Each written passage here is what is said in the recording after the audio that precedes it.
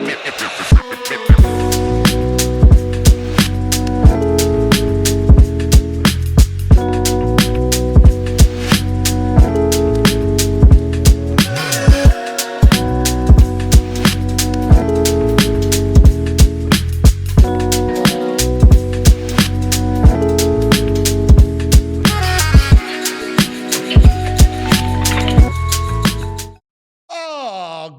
afternoon, everybody. Happy MLB baseball day. It's October Magic. The ML playoffs, our daily edition as we look into the MLB playoffs. We're brought to you by Ace Hardware Home Services. That's right. Ace is the helpful place now at home. So any of those jobs that you need to take care of at home, don't fret. All right, go to the helpful place with the helpful people. It's acehardwarehomeservices.com, and you can get those jobs checked off, man. They are fantastic, and it's another day of the MLB playoffs. Of course, big news today is Dave Dombroski, Rob Thomson met with the media. The manager, Rob Thomson, the topper, is extended along with his coaching staff through 2026. And look, that gives out any question. I know there was some talk. Will Topper be back? I don't care if you have Joe Torre, Tony La Russa, Jim Leland, Charlie Manuel. That wasn't going to change what happened, right? Like, this is, to me, more of an, I think, structural issue with the lineup. We talk about, and we'll talk about more with Ruben Amaro coming up, but it's in their DNA, and they have to become more patient. They have to, and I think that's a Dave Dombrowski mission in the offseason to tweak this lineup so it has more of a feel of it, right? Like we saw what the Padres did with Arise and having a leadoff guy, and whether that's moving Schwarber or adding to the middle to the bottom of the order and getting more contact and getting more, hit behind runners and more of a baseball, play the game the right way. I think that's a necessity, right? That you're just not fastball home run hunting all the time. And so, listen, I think Rob Thomson has shown you that he's a guy, that his demeanor, it works with a club that's trying to compete, right? A club that's trying to win. He's shown you, and I think stability is important. I agree with this move of bringing Rob Thomson back. I had to wear my Red October shirt. It's I'm still not over it. It's interesting because I do believe that you have to do some changes, some like major changes. Now, in the bullpen, you're going to move some pieces around. A couple of the big guys, obviously, Estevez, not on the contract, so you're going to have to figure out your bullpen and what you're going to do back end with a closer. You're also going to have to look at and really kind of what went wrong with Alvarado. That's another piece of it. You got to get another starter in here. Your rotation is set. You just need starting pitching depth, all right? And then, of course, you got Painter coming up at some point. My guess is not to start the season, but sometime in June. And then you know how they'll look, especially coming off that Tommy John, and they're going to be very careful with how they do him with a pitch innings count and that sort of thing throughout the season. So they're going to need some pitching depth. But in reality, we know what befell the Phillies. What befell the Phillies was their approach and their lineup. We saw it in game one between Dodgers-Mets and how the Dodgers showed a lot of patience at the plate with Kodai Senga and Peterson in the bullpen. They did not swing at balls. They only swung at 6 pitches out of the strike zone. That's a big deal. And, of course, that is what really killed the Phillies. So how do you fix the lineup? There needs to be some changes. Do you address the daycare? My guess is Marsh won't be back. They'll look to replace Marsh. What do you do with Stott? And you got Bohm. Now, I wouldn't give up on Bohm or Stott. You got to fix the outfield. That's another big piece. And do you change one of the core, right? Obviously, Bryce and Turner, no trades. You're not gonna touch either of those two. JT's got 1 year left on his contract. I don't see why you wouldn't run it out with JT. He's still a great defensive catcher. So you got Schwarber. Do you address him in totality? Do you address him at leadoff? I mean, he's a big part of this team.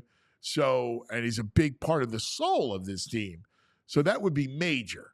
And of course, you got Nick, who played very well last year in Castellanos. But it'll be interesting to see, do you change the face of it? I think that's the question is, as an architect, how do you go into next year? I don't think you can just run it back because it's in their DNA not to be patient at the plate.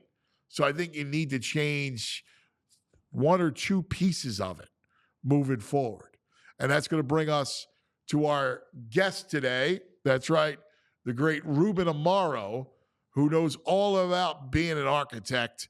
This is October Magic, the MLB playoffs, presented by Ace Hardware Home Services. Ruben Amaro, the great Ruben. What's up, guys? Damn, Rube, man. There's nothing worse than like a premature end to Red October.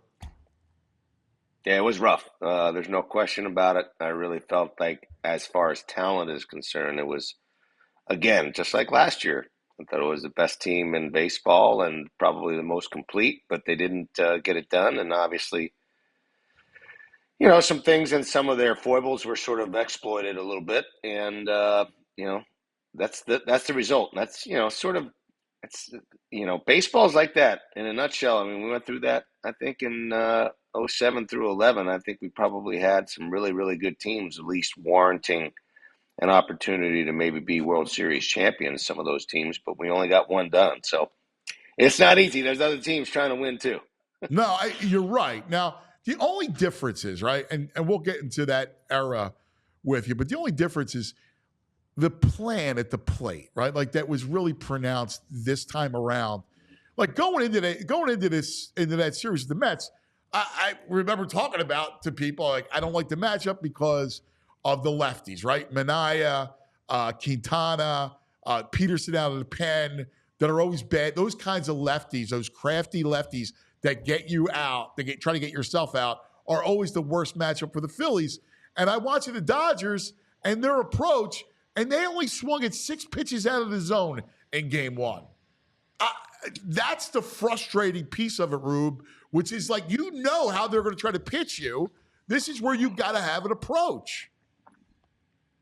Well, I totally agree with that. I mean, it's obvious that in the last couple of postseasons that, some of the aggressiveness that the Phillies have in their lineup and over-aggressiveness and lack of plate discipline was really exploited. There's no question about it. And I think Rob Thomson actually, during the course of the last half of the season, he talked about that a lot, and he was concerned about it.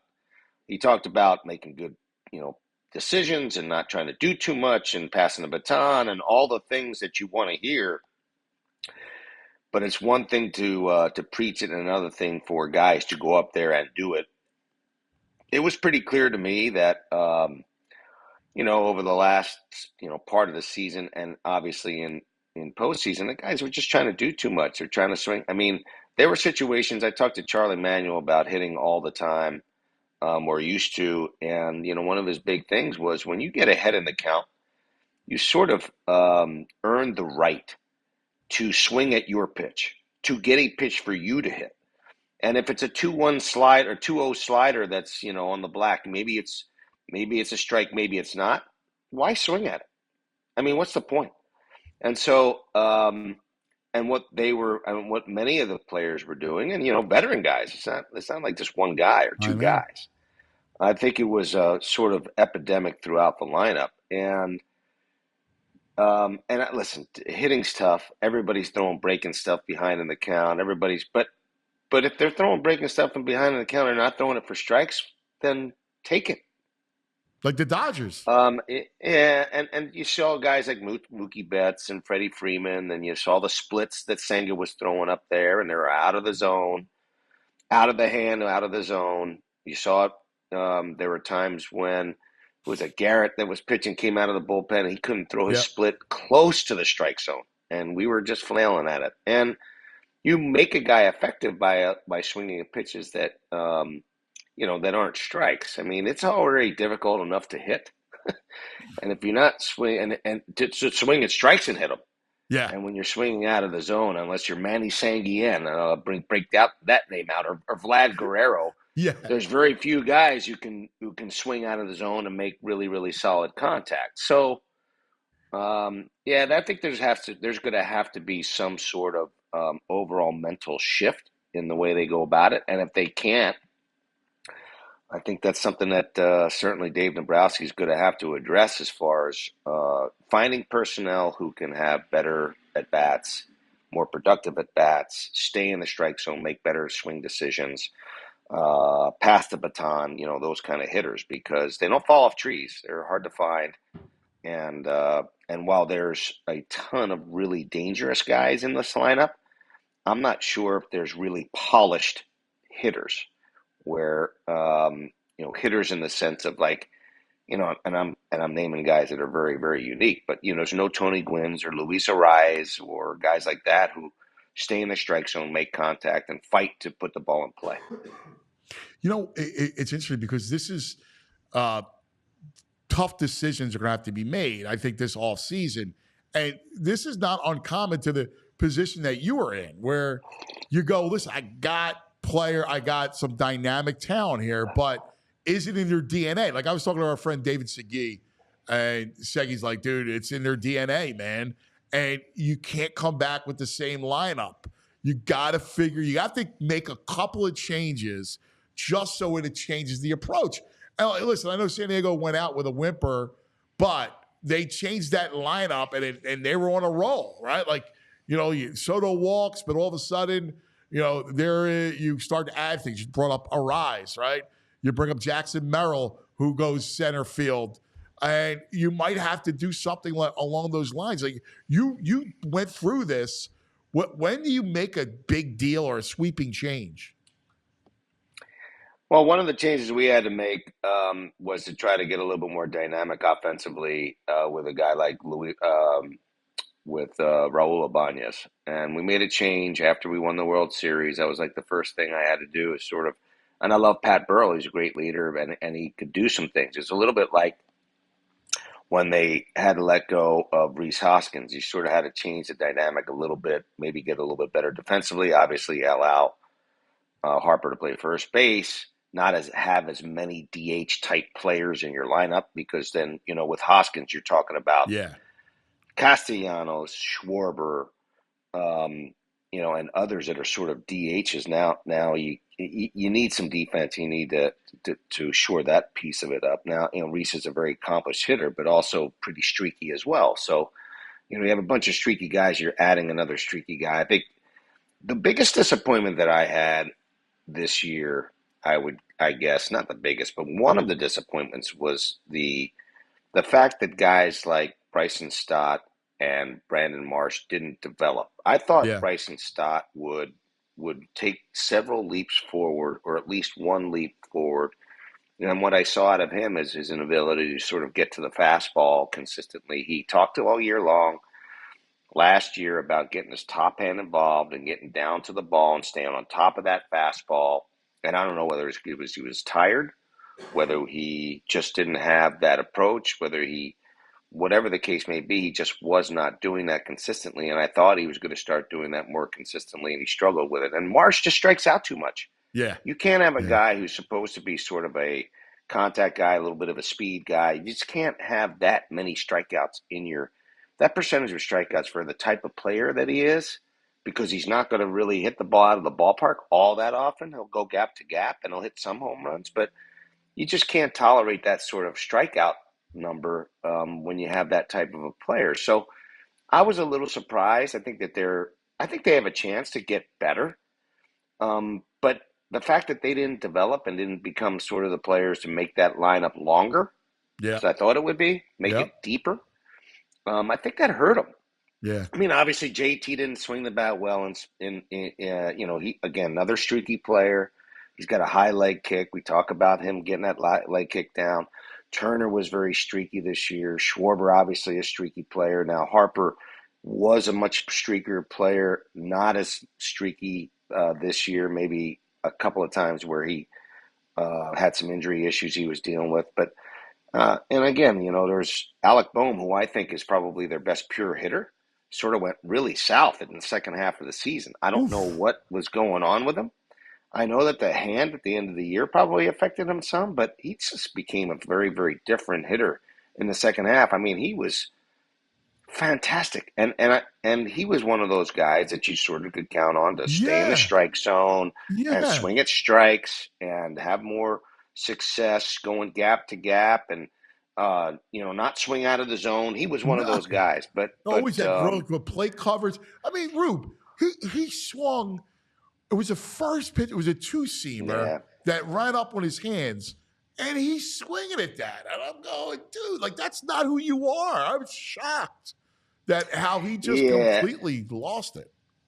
I think that there was a couple of things going through, whether it was pressing too much or maybe Yeah. trying to. I know he was getting really close to the RBI total, and maybe he was trying to maybe do a little too much to get to 100 RBIs. I mean, shoot, it was a lock. I think he had 70-some RBIs at the break Yeah. or 80 or something like that. And it was like, man, he'll walk into that. But it just didn't work out for him, and I think maybe he was pressing a little bit and was pretty disappointing. You're right. I mean, he was swinging at pitches. It was obvious that they were rushing the ball up and in on him, but those are pitches he would typically take. Right. And then get, eventually somebody would make a mistake and leave one out over the plate, and he'd be able to drive it to right center for a double or to right down to right field, or maybe spin on one if he got ahead of it and hit a double down the left field line, which he didn't do that often, but he used the middle of the field as well as anybody, and he sort of got away from what he was doing, really consistently and really well in the first half. Is the reason why he was the All-Star. Oh, yeah. Do you have to, like, I know we've talked about Schwarber at leadoff and all, but in the playoffs, when it's a different game and you got to manufacture more runs and you need your RBI producers a little deeper to at least give the lineup some balance, do you have to now think, even though those guys like it and everybody likes it like that now maybe they need to be a little bit more uncomfortable? I thought about this a lot. Honestly, I've watched Kyle Schwarber play quite a bit, and I've watched him in certain situations, and I've seen him in RBI situations, and he does struggle some with those situations. He's not one of those guys that's like necessarily a contact guy with man on second and third with one out, or there are times like when you want somebody with a little bit better bat control to do that job, and I think his RBIs generally come from driving the ball out of the ballpark. And so I don't know that he's necessarily the guy that, sits in the middle of the lineup to drive in runs. I think that he drives himself in really well. I think that's something he does really well. And I just think that the way this team is set up, who's the guy who's going to lead off for you? Because Trey Turner's not the guy. He's not an on-base guy. He doesn't walk. I know. I thought that Bryson Stott could be that guy. Yeah. He hasn't developed. Now, it'd be great if you had somebody that you felt a little bit more comfortable with, because Bryson can run. Bryson can steal a base. He can go first to third. He can go first to home. He can do all those things. But you sort of have to have the personnel to be able to do that. And right now, the way the team is set up today, Schwarber's my guy in the leadoff spot because he can create so much action early. The problem that they had in the playoffs is, he hit a home run right out of the chute, and then he just didn't do anything. Nothing. And you're right about the manufacturing runs, because that's such an important part of the difference between playoff baseball and during the season baseball. I remember for years, the Atlanta Braves had a lot of pitching, right? Great pitching. 14 years straight, I think they won the NL East. Yep. And they only won one World Series. And I think the reason why they only won one World Series is because they didn't have a lot of guys that moved runners and bunted them over. And I remember Bobby Cox trying to get guys to bunt in the playoffs, and they couldn't get it done. And so they couldn't manufacture runs. They scored runs by maybe hitting a home run or getting a base hit or they weren't really manufacturing runs the way you sort of needed to in the playoffs, and that's something that has to happen. You have to be able to trust. You can't all of a sudden go 162 games and go, okay, we're going to have this guy bunt, or we're going to have this guy hit and run, or we're going to now all of a sudden we're going to have the mindset that when there's a man on second base, I'm going to move the runner. You have to be able to do that consistently over the course of the season, and they don't really have the guys to do that. I think that they can, but I'm not sure if that was something that was necessarily instilled on a daily basis. That is a cultural thing. I watched the Kansas City Royals. I watched the Cleveland Guardians. I watched those The teams Tigers do the did it. little Yep. things. The Tigers do the little things that are necessary. Even a team like, and everybody talks about the analytics with Tampa Bay. Guess what, guys? They play like ABC baseball pretty well Yeah. because they have to. Yeah. Because they Yeah. don't have guys who punch the ball out of the ballpark. They have to run the base as well. They have to play good defense. They have to move runners. And there's like this false narrative out there that the Tampa Bay Rays get, a high level value out of low. Well, guess what? They play baseball the right way. Kevin Cash has them playing Yes. the game of baseball the right way. They catch the baseball. They move runners. They drive in the run with man on third, less than 2 outs. And if you can do that consistently right now, if I was a major league team, yeah, I would develop a team that would run circles around a lot of these teams because they don't know how to do these things. They don't know how to move a runner or hook a ball into the hole as a left-handed hitter Yes. between first and in the four hole and create a first and third Yeah. situation, or drive in and run with a fly ball in the center field. Those things don't happen all that often, and I think that that's something that has to be instilled, and you have to sort of have that mindset to be able to do that consistently. That's just such a great point. All right. The last thing, as an architect, when do you know, and you know this stuff inside and out, what do you have to get rid of or move one or two pieces of the core to change over? Now that you're in year 3 and you went from World Series to NLCS to the DS, do you have to move a piece or two of the core to I don't change know it? if you have to. I think there's some change that needs to be made. I think it's healthy for change. I think that there's some guys you're just not going to be able to move, and I think the difficult position that Dave Dombrowski's in is that there's a high level payroll. You have to sort of be really creative with the way you want to change things up. I'm sure he's got some people on his lists right now as the guys at target, maybe guys who might be available, who might be too expensive for one team, or someone who's available on free agent market, or someone who for X, Y, or Z that maybe we can flip X for Y. Ultimately, the biggest thing that got them to where they were last year was their pitching. Starting pitching was just spectacular in the first half of the season, not as spectacular in the second half of the season. Lost Ranger Suarez, a little less effective Aaron Nola at the end of the year at certain spots. Didn't have a fifth starter at all, which a lot of teams don't, which is an embarrassment to the game. But that's another story for another day. But I think that the starting pitching depth is something that's going to have to be addressed because at the end of the day, Anthony, if you're pitching well and you have good starters, you can stay in a game every single night, man, every night. And they Oh, did yeah. that extraordinarily well in the first half of the season. Them and the Seattle Mariners. Had the Seattle Mariners had any offense at all, they would have been a great team. Oh my They God, couldn't with that score a run. staff? They couldn't score a run. Yeah. And so you put yourself in a position to win pretty much every night and compete. So I think that needs to be addressed. I think obviously there's going to be some changes in the bullpen because you got two of your big guys who are pitching in the eighth and the ninth are gone. They're free agents, and so you have to make some decisions there. I would love for them to try to get a lockdown closer because that would allow Topper just to shift people down and pitch where they're Yes. supposed to pitch. Roles. I mean, everybody, and listen, this is what he has, and this is what he's gotten. And Estevez is one of the guys that probably could have been a lot. I don't know, a decent closer. Is he a lockdown? Probably not, just because he doesn't have that one strikeout pitch. He throws a split and he throws a hard fastball, and I love his guts and stuff like that. But it's not like he has like an unhittable pitch like Clase, who throws that cutter. Right. It's just super, super filthy, or a split, or Hater's slider, or whatever the case may be. you like to have a guy, or Devin Williams' changeup. You like to have a guy who's got a pitch that nobody hits. Yeah, so And you need that so secondary pitch where you don't throw Lindor the fourth straight fastball. I just couldn't understand why they went at him with fastballs. I know maybe they had a book on him that he wasn't getting to the fastball, but this is Frankie Lindor. Right. At some point, he sees four straight fastballs. Man, he's going to get to one of them. He'll time it. That is another discussion. We can talk for an hour Yeah. about that. But Yeah. when was the last time one of our great hitters got four straight fastballs? That would be zero. That'd be zero time. When they get two straight. Yeah. Hey, VG. This is last week. I got the game on, right? Streaming it was Tigers, Cleveland. Who's doing the color? Ruben. What? He was awesome. Oh man. He was KC, incredible. He's great in the booth. It was KC Baltimore. It was fun. Yeah, we were That's doing right, KC Baltimore.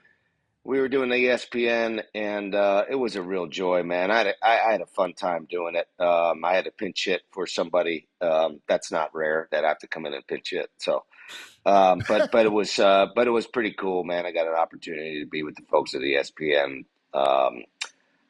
radio, and it was really neat. Great. Yeah, I really enjoyed it. I appreciate it. Dude, great. Because I love playoff baseball, right? So I'm in the car. That's right. It was KC Baltimore. And I'm like, wow, man, it sounds like Roop. And of course, I listened to the half the game, and dude, you really should be doing that, yeah, because of how you see the game. You're a great analyst. So I appreciate it. I've worn a lot of hats. I don't know if I've worn them very well, but I've worn a lot of hats from a lot of angles. So we love you. Thanks, brother, so much. Okay. We appreciate it as always. Love our conversations. You be well. It'll be interesting to see what Mr. Dombroski and Mr. Thomson have to say this afternoon. And I will tell you this: John Middleton and Dave Dombroski would do everything that's necessary, or try to do everything that's necessary, to bring a championship here. I know that they're hell bent on that. So, yeah, I'm with you. Thanks, brother. You're the best, buddy. All right, thanks to Ruben for checking in and going through a little bit of what to do with the Phillies. On to the MLB playoffs. Don't forget, we're presented by Ace Hardware Home Services. This is October Magic, the MLB playoffs. Every day we take a look at the MLB playoffs. Just one game tonight. It's Cleveland and the Yankees.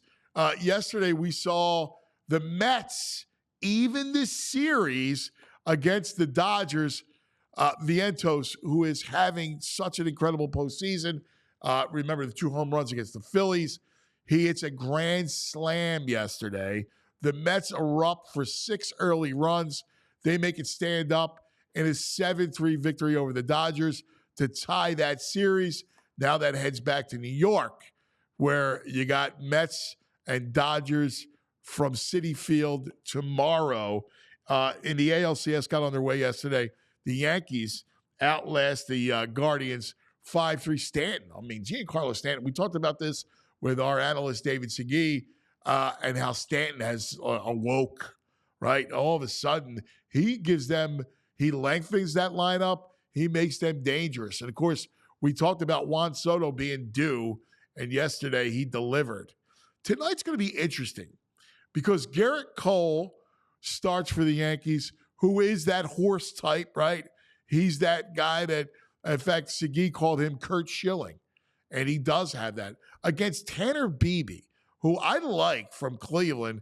In fact, our odds specialist, our betting analyst, the Brain, loves Cleveland. I agree with him. I think tonight's a game where the Guardians are live. Remember, we saw how good their bullpen is. So I think the key's going to be for Cleveland. And as much as I love Garrett Cole, he's not the same Garrett Cole he once was. He was in Houston, dominant. You can get to him a little bit. So I can see the Guardians.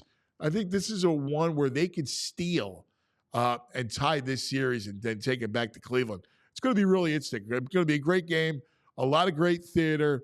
There is nothing like October baseball.